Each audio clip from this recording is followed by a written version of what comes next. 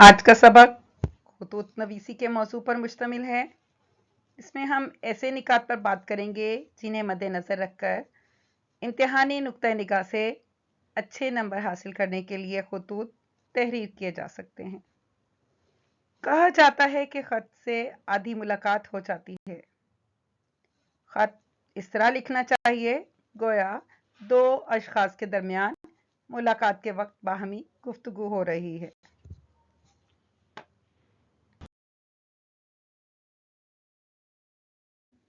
ख़त अरबी ज़बान का लफ्ज़ है जिसके मायने लकीर या रास्ता के हैं। आमतौर पर ख़त से मुराद वो तहरीर है जिसे कोई शख्स अपने दोस्तों, रिश्तेदारों या फिर किसी सरकारी या निजी इदारे को बतौर राबता कोई ऐसी तहरीर इरसाल करे जिसमें वो अपने मौजू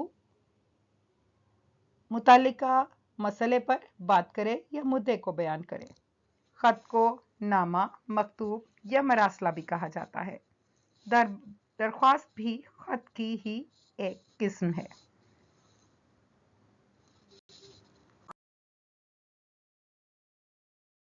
ख़त की अक़साम दो तरह की हैं, एक रस्मी ख़त और दूसरा गैर रस्मी ख़त। रस्मी ख़त वो होते हैं जो कारोबारी या सरकारी सतह पर लिखे जाते हैं और इनमें सिर्फ अपने कारोबार से मुतालिक या सरकारी उमूर से मुतालिक मसाइल को बयान किया जाता है।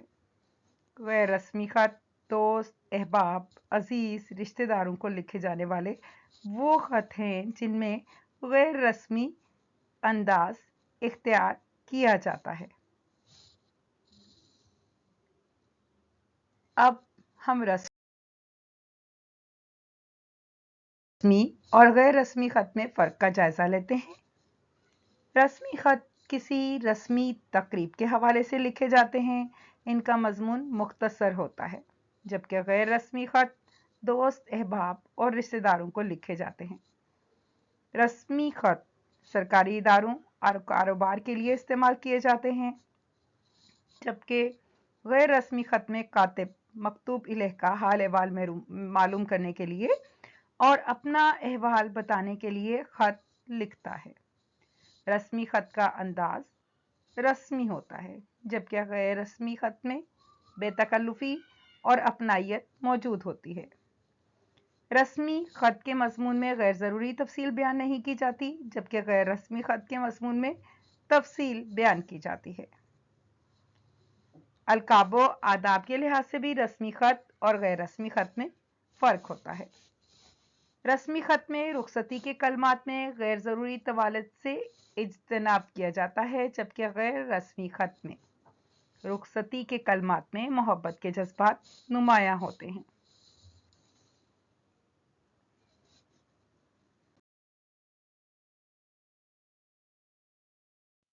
रस्मी हो या गैर रस्मी,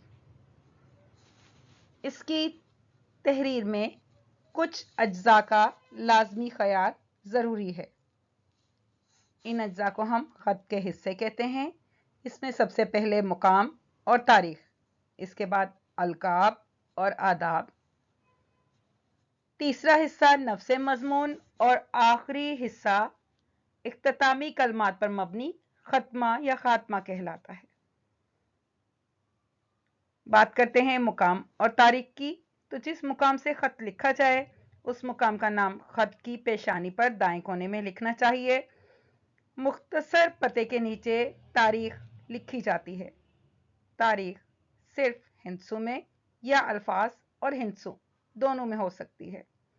उमूमन तलबा इम्तिहान के दौरान अपना मुकम्मल पता तहरीर कर देते हैं।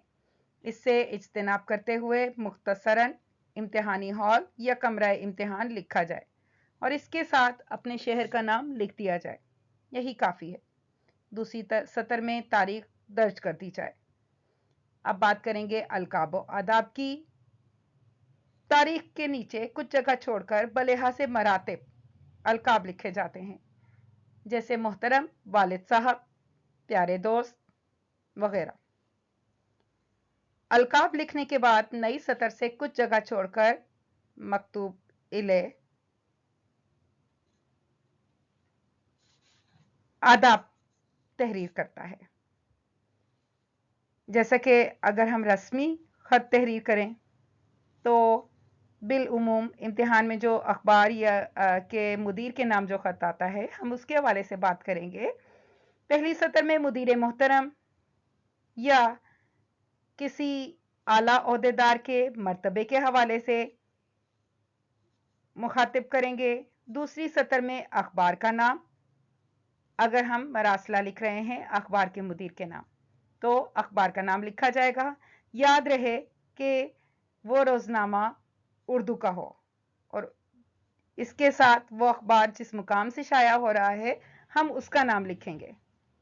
मिसाल के तौर पर रोज़नामा उम्मत कराची।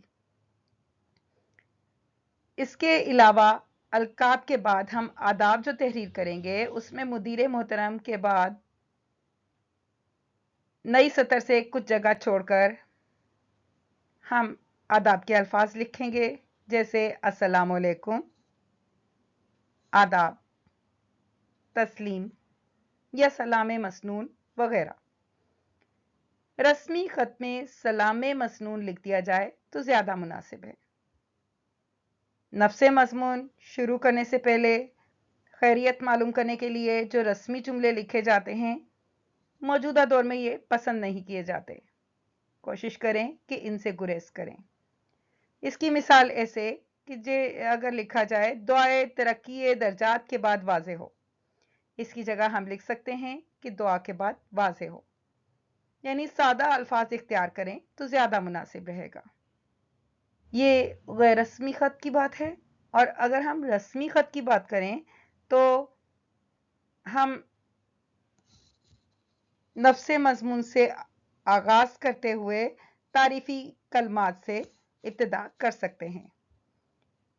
इसकी मिसाल कुछ इस तरह हो सकती है कि मैं आपके मौक़र जरीदे के ज़रिए अपने शहर में मसले का ज़िक्र करते हुए उसकी जानिब हुक्काम बाला की तवज्जो मबसूल कराना चाहती हूँ।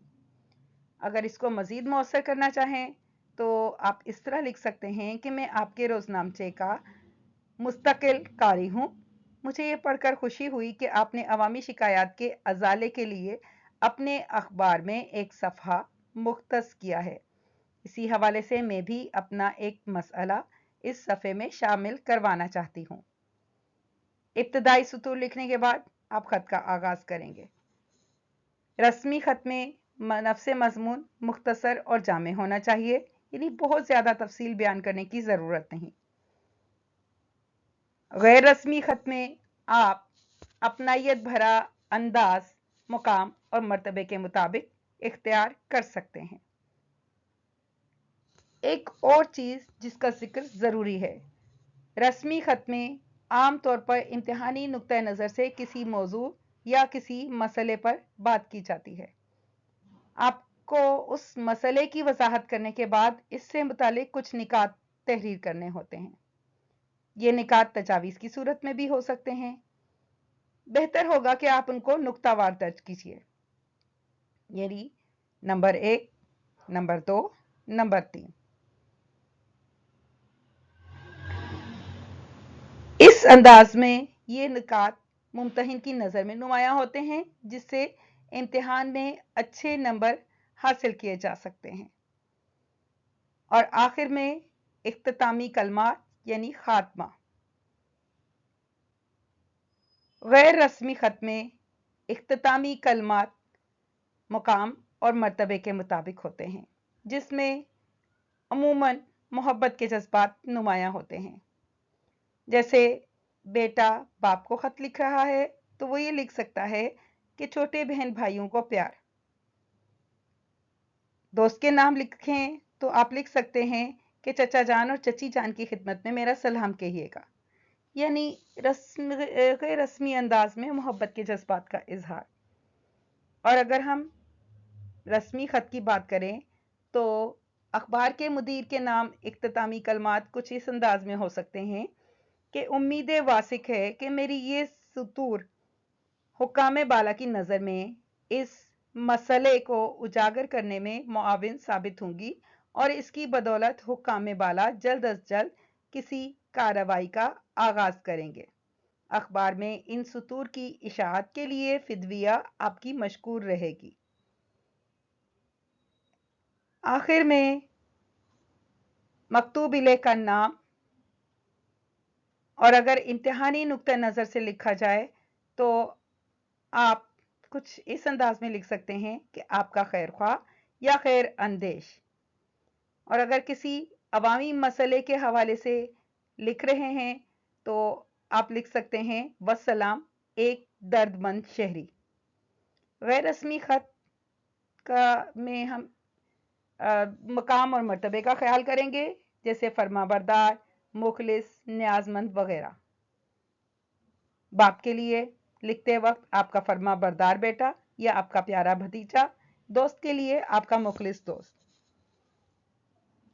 खत को आपने ज्यादा मौसर और जानदार बनाना है तो खत के आखिर में मकतूब इलेह का नाम लिखा जाता है, लेकिन इम्तिहानी नुक्ता निगाह से मकतूब इलेह का नाम लिखने की बजाय अलिफ बे जीम लिख दिया जाए तो ज्यादा मुनासिब रहेगा।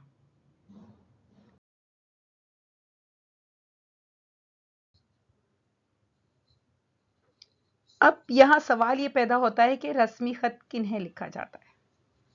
रस्मी खत उन लोगों को लिखा जाता है जिन्हें हम बराह रास्त नहीं जानते, या जानते हैं तो रस्मी तौर पर, या फिर उनसे हमारे कारोबारी मरासिम होते हैं। मसलन अखबार के एडिटर या मुदीर, सरकारी ऑफिसर, कारोबारी अफराद, मुख्तलिफ इदारे जैसे school, college, railway, courier service, बल्दियाती इदारे, मालियाती इदारे वगैरह। याद रहे कि दरख्वास्त भी रस्मी खत की एक किस्म है।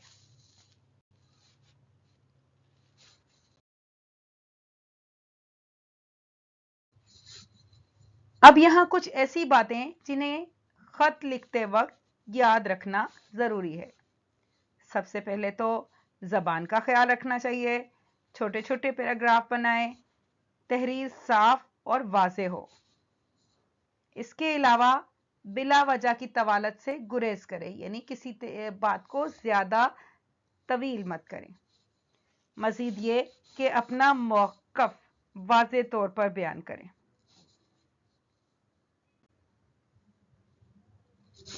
एक नुक्ता यह है कि इस में इमला की अगलात ना हो, इसलिए कोशिश करें कि ऐसे अल्फाज इस्तेमाल ना करें जिनका इमला आप ना जानते हों। मुमकिन हो तो ऐसे अल्फाज जो मुख्तसर और जामे अंदाज में आपके मौक़िफ़ को बयान कर सकें। आपकी बात में वज़न में मौजूद होना चाहिए। गैर ज़रूरी तवालत ना हो, यानी बहुत ज़्यादा तवील ना करें ख़त को। इसके अलावा ख़त लिखते वक्त मुखातिब का ओहदा, मुकाम, अपने मयार का ख्याल रखें।